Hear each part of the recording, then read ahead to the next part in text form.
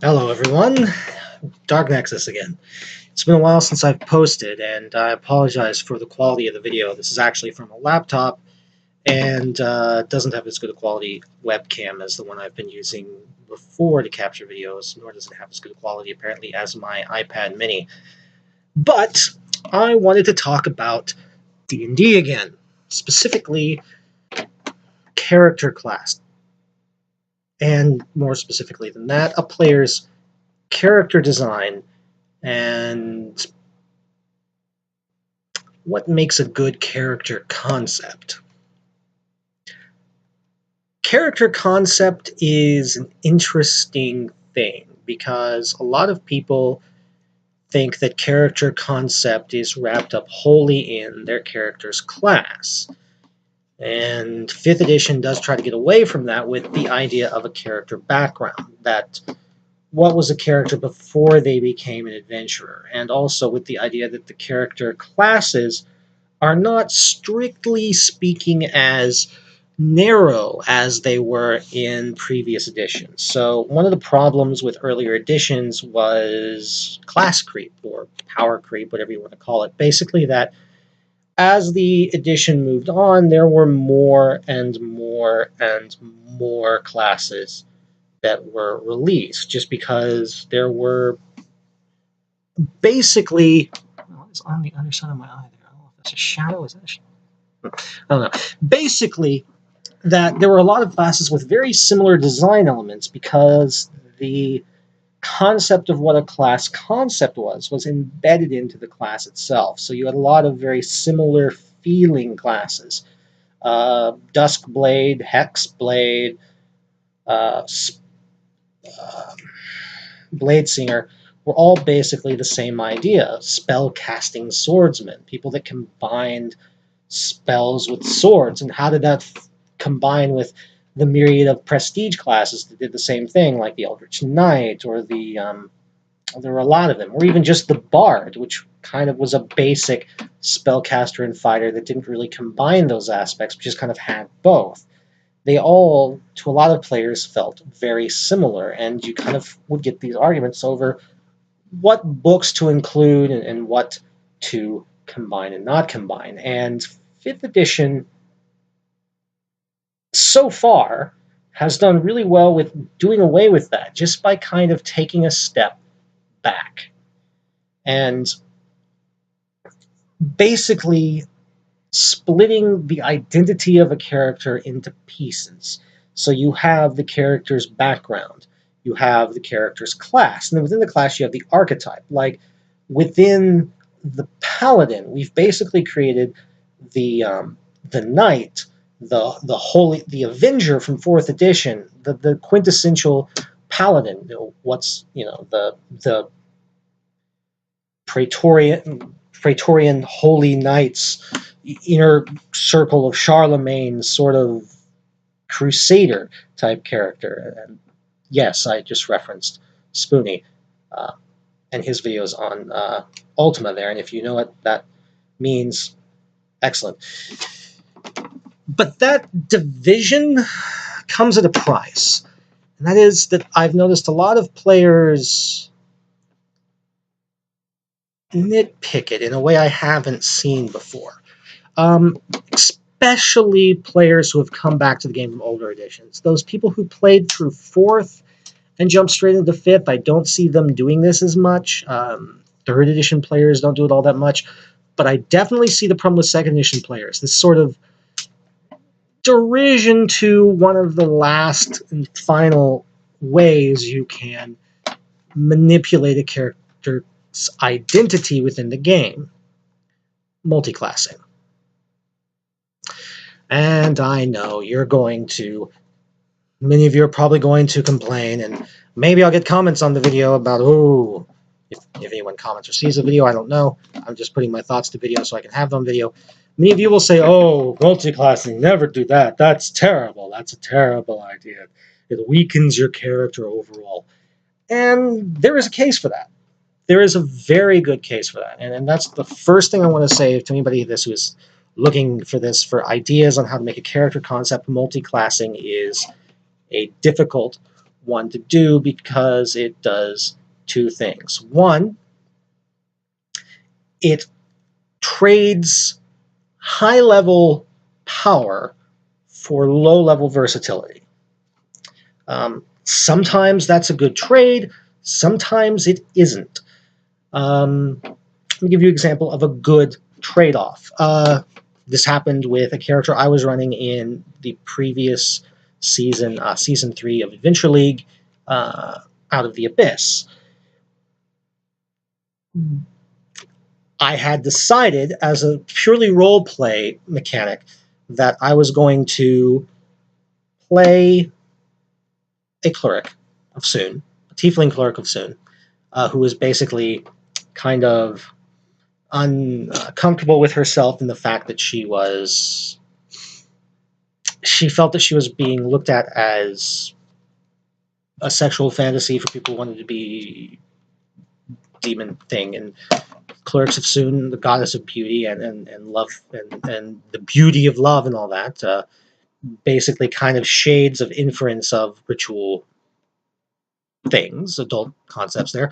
But the idea was that she was going to be uncomfortable with that. And then they get into the Underdark, and her tiefling nature comes to the fore. And the idea was I was going to take a few levels of Warlock, specifically because I wanted to get a familiar. And I was going to do it through the Warlock. I figured it thematically made sense. I could do the same thing with a single level of Wizard rather than 3 levels of Warlock, but I was being thematic. I wanted to tell a story with the character design, even if none of the other players ever cared. But I had not played a Warlock in 5th edition, and though I had DM'd a player, and my home tables who played a Warlock, we had both been misreading the Warlock for almost a year, because the game had been out for about a year by then. You see, the Warlock spells recharge in a short rest, not a long, like the other arcane spellcaster classes. That's incredibly powerful versatility, because the rules state, when you multiclass in the Warlock, that you can use your Warlock spell slots, although they are tracked separately because they recharge in a short rest. They're not the same mechanic as spellcasting. They are pact magic. You can, however, still use them to cast your long rest recharging cleric spells, meaning a cleric warlock now has a short rest recharging spell slots to use. And that is incredibly potent. So, what does that mean? Well, that means that your character now has a versatility they didn't before, but you've lost some of your high-end abilities. Now, there is an exception to this, and it's kind of taking the 4E approach to multiclassing. The Variant Human. The Variant Human has the ability to take a feat at first level, and most of the feats don't really give you a multiclassing advantage except for one. Arcane Initiate, or Spell Initiate, I don't remember what it's called. Gives you 2 cantrips from a class, spellcasting class, any of the spellcasting classes that are full casters. So not Paladin, not Ranger, but Cleric, Druid, Wizard, Bard, Sorcerer, Cleric, Druid, Wizard, Bard, Sorcerer, and Warlock. There we go. That was the one I was missing. That can be incredibly potent. That can let you open up some gateways to some things that make really interesting, really potent characters without sacrificing a level of the base class. And so far, here are the 2 best examples I've seen. Paladin and Warlock. So you're playing a Paladin. Sure. Would you like your sword to light multiple people on fire while you're doing your smite damage? Because you can do that by taking the blade spells, one of the blade spells, specifically Green Flame Blade, from the Sword Coast Adventurer's Guide. And fun thing about that is that can be from any of the arcane classes, Sorcerer, Wizard, Bard, or Warlock. Take one and take the Warlock, take one and take Eldritch Blast and have a nice ranged attack that you can strike people down with from a distance. That's based off your charisma, which is a stat you're going to have pretty high, reasonably high anyway, because you're a paladin. And the blade spells simply attack on an attack roll, which cues off of your primary ability score anyway because it's an attack. So you're not going to have any detriment there. Then there is the Arcana Cleric, or as I like to call it, the holy shit, this feat has a lot more power with this class. Let me explain. The Arcana Cleric gains the ability to get 2 arcane cantrips, as well as having Magic Missile and Detect Magic as first-level cantrips, and a lot of other really good arcane spells as cantrips. So I can take the blade spells if I want to be a melee cleric, or I can take range spells like Ray of Frost or Firebolt if I want to be a more ranged cleric. Let's say I want to be a melee cleric. I want to be a melee cleric, and I want to use Green Flame Blade and Booming Blade to do more damage with my melee attacks and let me hit multiple targets. And here's an important thing you need to remember about the cantrips. They level up regardless of level, whether or not you stay in that class. So if you are 5th character level, and you're a 1st level wizard, 4th level fighter, your cantrips have gone up to their 2nd tier of damage, regardless of what class they're from. So, that's a thing. Obviously, if your Arcana Cleric doesn't really matter, your Green Flame Blade is going to level up anyway if you stay in Cleric, because it counts as one of your Cleric cantrips. That's great. Uses your Wisdom, everything's fine and awesome. Alright. Why is that cool? Druid. Specifically Shillelagh.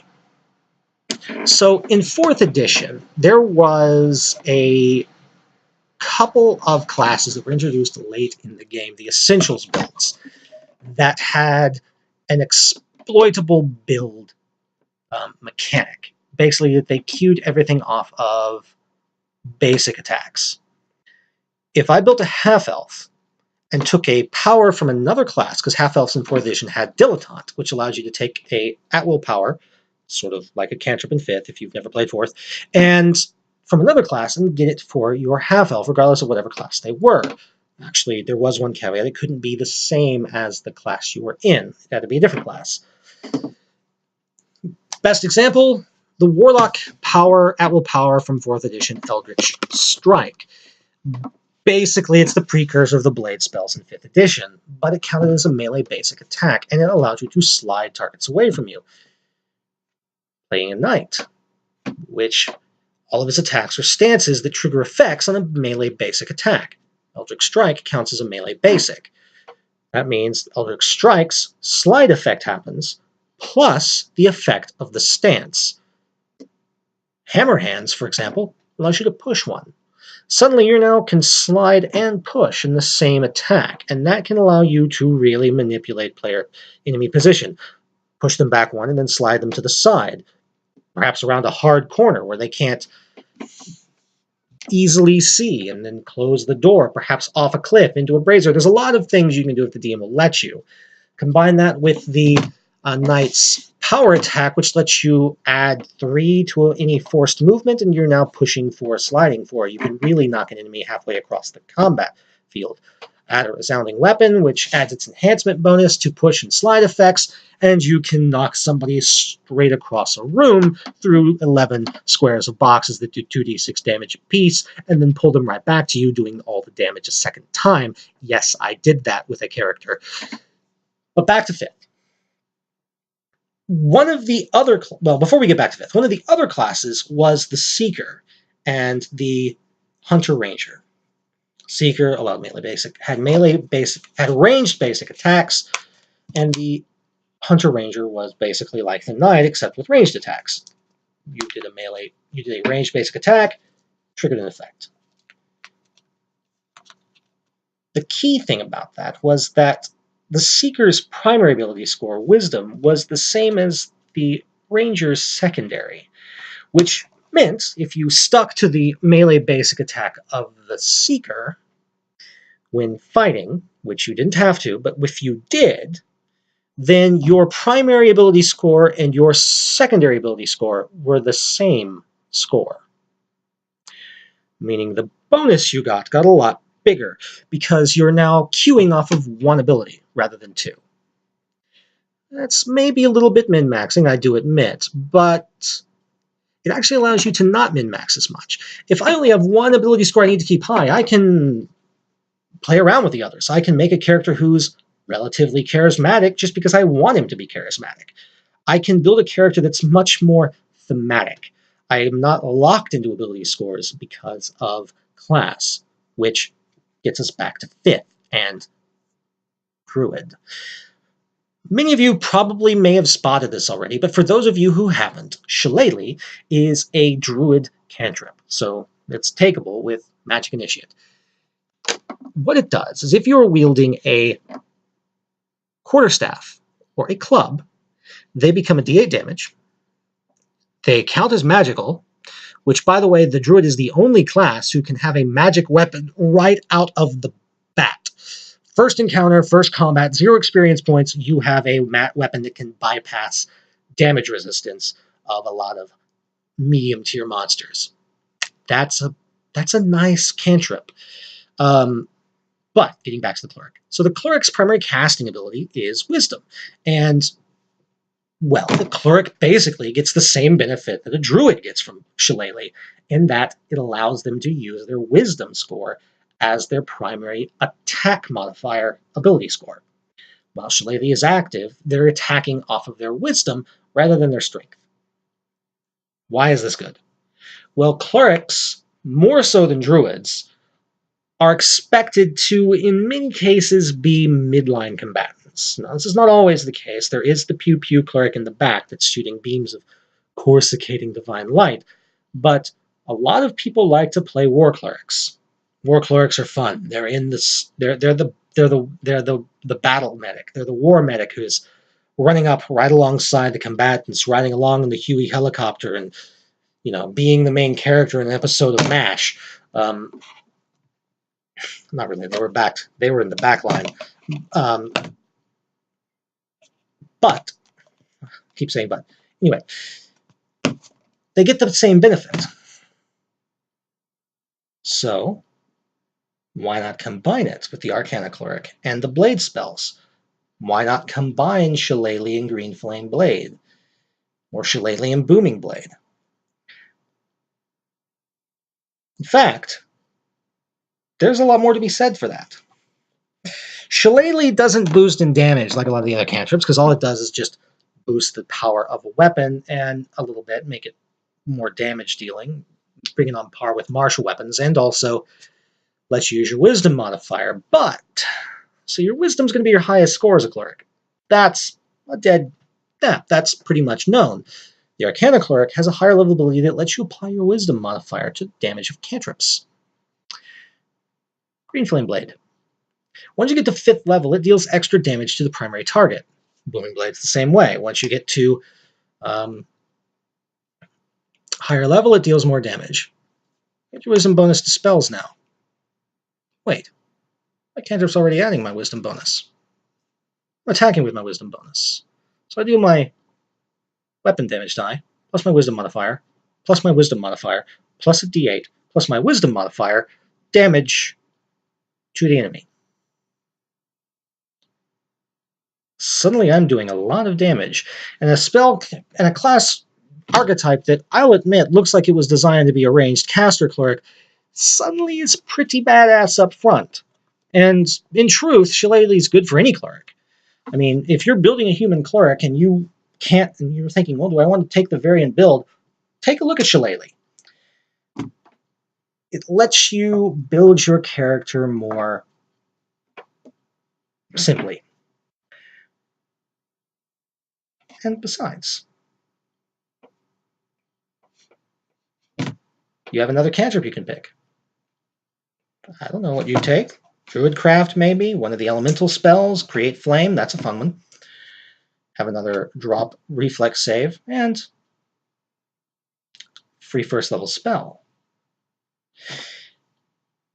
If you take a spell that's in your class's spell list that Cleric and Druids share, you can even cast it out of your own spell slots. It is important that it be a spell that your class can cast. Otherwise, you only get the one use of it. That is in the latest errata of the player's handbook. So, Cure Wounds, because, Hey, that's not a domain spell for the Arcana Cleric or for a War Cleric. But War Cleric and Heavy in Plate Mail who doesn't have to remember Cure Wounds, that's pretty good. This is Dark Nexus signing out. Thank you for listening.